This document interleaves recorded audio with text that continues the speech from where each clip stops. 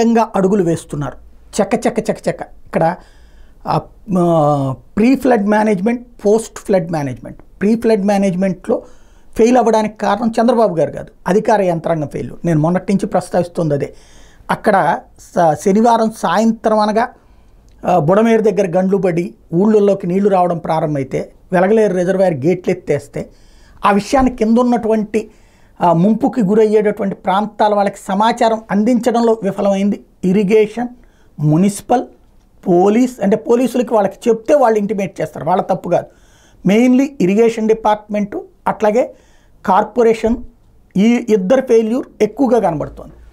అదే సందర్భంలో ఈ వ్యవహారానికి సంబంధించినటువంటిది అది తేలాల్సిందే. అది చంద్రబాబు గారు మరి డిసైడ్ చేస్తారు లేదో ఆయన ఇష్టం.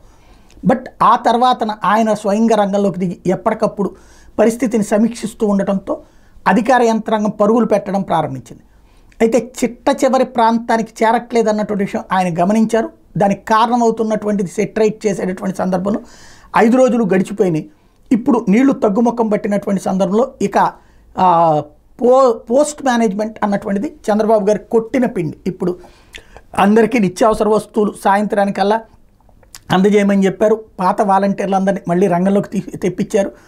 అదే కాకుండా ఇప్పుడు నీళ్లు క్లీన్ చేయడం కోసం అని చెప్పి రాష్ట్రంలోని వివిధ ప్రాంతాల నుంచి ఫైర్ ఇంజన్లు తెప్పించారు. ఆ ఫైర్ ఇంజన్లు ఇప్పుడు అక్కడ ఉన్నటువంటిది నీళ్లతో ఫైర్ ఇంజన్లు నీళ్లు పట్టుకొచ్చి అక్కడ రోడ్లన్నిటి బురదతో కూరుకుపోయిన రోడ్లని ముందు క్లీన్ చేస్తూనే అట్లాగే పక్కన ఉన్నటువంటి ఇళ్లకు కూడా పట్టినటువంటి బురదని ఆ ఇళ్లలో మనుషులు ఉంటే అవి క్లీన్ చేసేటటువంటి ప్రక్రియ చేయబడుతున్నాయి. దాంతోపాటుగా ఇంకోవైపున కరెంటు సాయంత్రానికల్లా పునరుద్ధరించే ఏర్పాట్లు చేయమని చెప్పేసి ఆదేశాలు ఇచ్చారు. తద్వారా శరవేగంగా పరుగులు పెట్టిస్తున్నారు చంద్రబాబు. ఆయన స్వయంగా పర్యవేక్షిస్తూ ఉన్నారు.